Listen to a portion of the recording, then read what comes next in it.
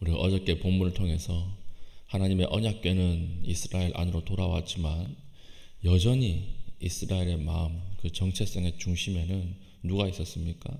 우상이 있었다라고 하는 것을 알 수가 있습니다. 여전히 우상 숭배 가운데 있었습니다. 언약궤만 돌아왔을 뿐이에요. 사람들은 야, 우리 언약궤가 돌아왔으니까 이제 잘 살겠지 이렇게 생각을 하다가 5만 70명이라고 하는 사람이 한날에 다 죽는 사건이 벌어지지 않았습니까? 사무엘이 이렇게 해서는 안 되겠다라고 생각을 하고 두 번에 걸쳐서 회개 운동을 벌립니다. 다시 여호와께 돌아가야 된다. 다시 하나님을 붙잡아야 된다. 그것이 살 길이다. 이렇게 이야기를 하고 두 번에 걸친 회개 운동을 일으키죠. 1차 회개 운동이 3절부터 4절 이 두 절입니다. 뭐라고 이야기하죠? 3절 보니까 만일 너희가 전심으로 여호와께 돌아오려거든 이방 신들과 아스타롯을 너희 중에서 제거하고 너희 마음을 여호와께 향하여 그만을 섬기라 이렇게 얘기했습니다. 여기 우리 매일 성경 각 주 보니까 여호와께로 향하여 이것은 직역하면 너희 마음을 여호와께로 고정시켜이다 이렇게 돼 있죠. 그러니까 향한다 이 말은 마음이 이렇게 흔들리지 않도록 딱 붙잡아야 되는 거야. 픽스 시킨다라고 하는 뜻이. 그러니까 분열되고 흔들리는 마음을 하나님께로만 딱 고정시켜 놓는 거예요. 움직이지 않도록. 그렇게 해야 하나님께서 은혜를 베푸셔서 그 블레셋 사람들 손에서 너희를 구원할 것이다 이렇게 이야기를 하는 것입니다.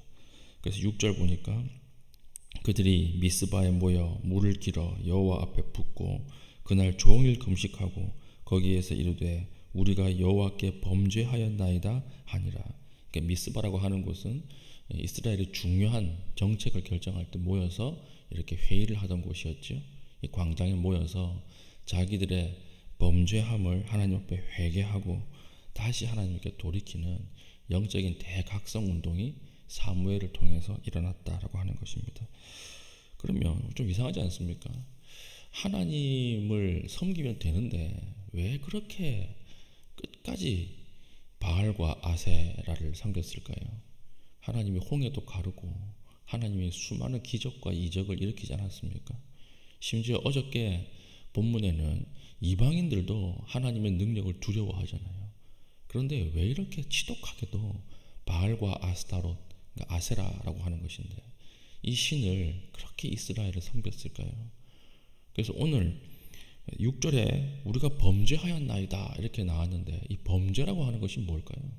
단순히 바알과 아세라를 섬겼기 때문에 우리가 회개합니다 이 뜻일까요? 이 본문을 조금 더 깊이 들여다볼 필요가 있습니다. 왜 그렇게 하나님의 백성이 바알과 아세라를 섬겼는가? 이것은 그 당시에 바알과 아세라가 무슨 신이었는가가 중요해요. 농경신이었습니다. 농경신. 농경신이 하늘의 신이 바알이었고 땅의 신이 아세라, 아스타롯이었어요. 그래서 이 두 신이 결합을 해서 이 성적 관계를 통해서 이 바알이 이 생명의 씨앗을 땅에 뿌리는 거예요. 아스타롯의 자궁에 뿌리는 거예요. 그게 비예요, 비. 그러면 그 결과로 뭐가 나오는 것입니까? 이렇게 나무도 자라고 열매도 자라고 곡식도 자라게 되는 것입니다. 그러니까 농경신이에요. 하늘의 신, 땅의 신. 그래서 이 두 신이 많이 만나야 비가 많이 오고 소출이 늘어나겠죠. 그래서 이 두 신이 계속 만나게 하기 위해서 바알과 아세라 신전에는 항상 매춘을 하는 행음을 하는 제사장들이 있었던 것입니다. 그러니까 거기에 제사 드리러 오는 사람들이 행음하는 것을 통해서 바알과 아세라를 이렇게 만나게 만든 거예요. 그래도 비가 안 오면 어떻게 합니까? 자기 아들을 불러 태워 죽이는 거예요. 그래야 바알이 보고 이게 움직인다라고 하는 거예요. 그러니까 결국 바알과 아세라라고 하는 것은 무엇의 절대화입니까? 먹고 살겠다라고 하는 욕망의 절대화예요. 잘 먹고 잘 살게 해준다 그러면 자기 아들도 태워 죽이고 자기 가정도 깨버리고 행음하고 윤리가 다 무너지는 이게 인간의 욕망의 절대화된 모습으로 등장한 우상이 무엇입니까? 바알과 아세라라고 하는 것입니다.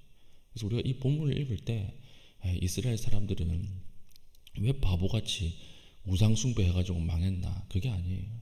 오늘날 우리의 바알과 아세라는 누구입니까? 오늘 우리도 똑같이 바알과 아세라를 섬길 수 있다라고 하는 것입니다.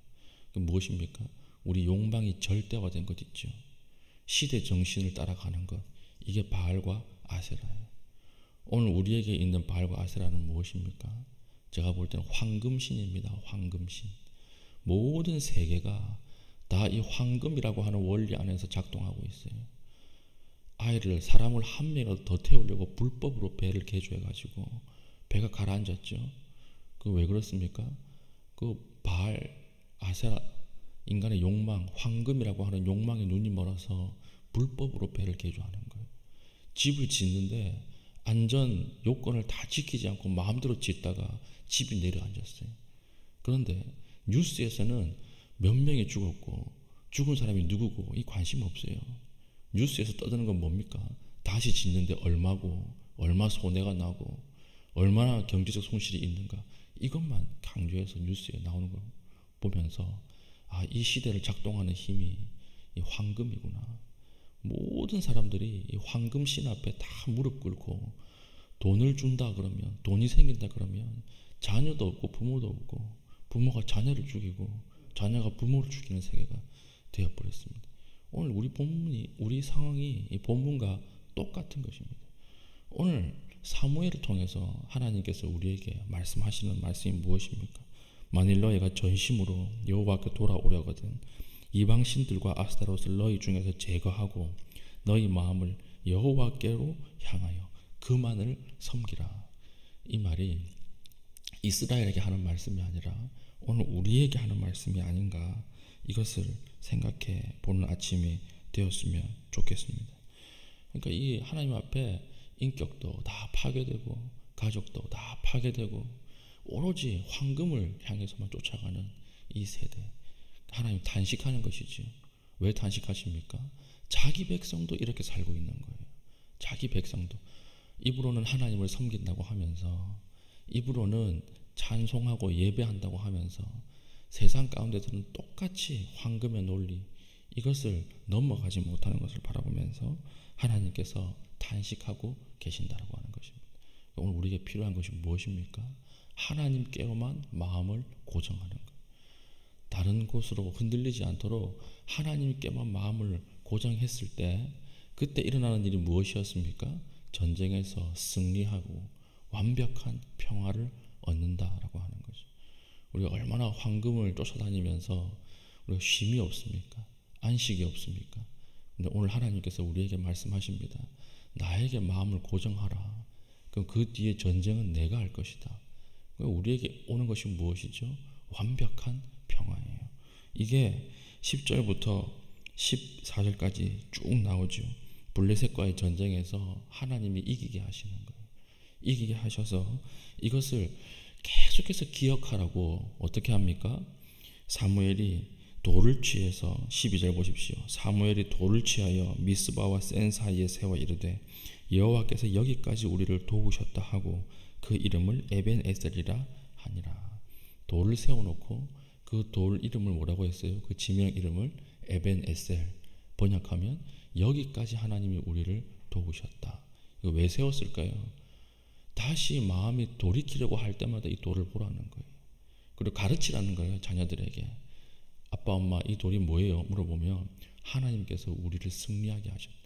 다시 하나님 앞에 마음을 고정시켰을 때 하나님이 우리에게 완벽한 승리를 주셨다. 너도 그렇게 살아야 한다. 이렇게 가르치라고 하는 것입니다. 하나님께서 에벤에셀이라고 하는 돌을 사무엘을 통해서 세우셔서 하나님을 온전히 의지했을 때 완전한 승리, 완벽한 평화, 이것을 누릴 뿐만 아니라 이것을 통해서 하나님께서 일하신다라고 하는 것을 보여주는 것이죠. 그래서 13절 마지막에 보면 참 묘한 말이 나오죠. 여호와의 손이 사무엘이 사는 날 동안에 블레셋 사람을 막으시매. 하나님께서 대적을 막으신 이유가 무엇이죠? 사무엘 한 사람 때문이에요. 사무엘 한 사람의 행동과 신앙을 보고 하나님께서 대적을 막아주시는 손을 그 앞에 항상 사는 날 동안에 두셨다라고 하는 것입니다. 오늘 우리의 삶에도 우리 한 사람을 통해서 대적들이 우리 침범하지 못하는 그런 은혜가 있는 하루 되기를 축복합니다. 15절부터 17절까지는 이제 사무엘이 통치하는 이 내용입니다. 사무엘이 하나님 앞에 사는 날 동안에, 이스라엘을 다스릴 동안에는 하나님께서 축복을 주시고 은혜를 베풀어 주셨다라고 하는 것이죠. 이 사사시대의 마지막 사사가 누굽니까? 사무엘이죠. 사무엘은 사사시대를 마무리 짓는 동시에 새롭게 열리는 왕정시대를 준비하는 인물입니다. 하나님께서 사무엘이라고 하는 한 사람을 통해서 한 시대를 아주 귀하게 마무리하고 또 한 시대를 여는 이런 인물로 사용해 주셨다라고 하는 것입니다. 오로지 사무엘의 신앙은 무슨 신앙이었습니까? 하나님께로 마음을 고정시키는 신앙이었어요. 오늘 우리에게 분리된 마음, 우리에게 있는 바알과 아세라, 이것을 다 몰아내고 하나님께로만 마음을 고정시키고 하나님께만 나아간 그 결과 하나님이 주시는 완벽한 승리를 체험할 수 있는 믿음의 신실한 주의 백성 되기를 축복합니다. 아멘. 기도하겠습니다. 기도할 때 하나님, 나에게 붙잡고 있는 우상들을 내려놓게 하여 주시고 이 시대 정신을 뛰어넘을 수 있는 하나님의 은혜를 이 시간 부어 주시옵소서. 과감하게 하나님을 의지할 수 있도록 은혜를 베풀어 주시고 우리에게도 에베네셀의 은혜로 하나님 함께하여 달라고 기도하신 이후에 개인적인 기도의 제목을 가지고 기도하시고 자유롭게 돌아가시겠습니다.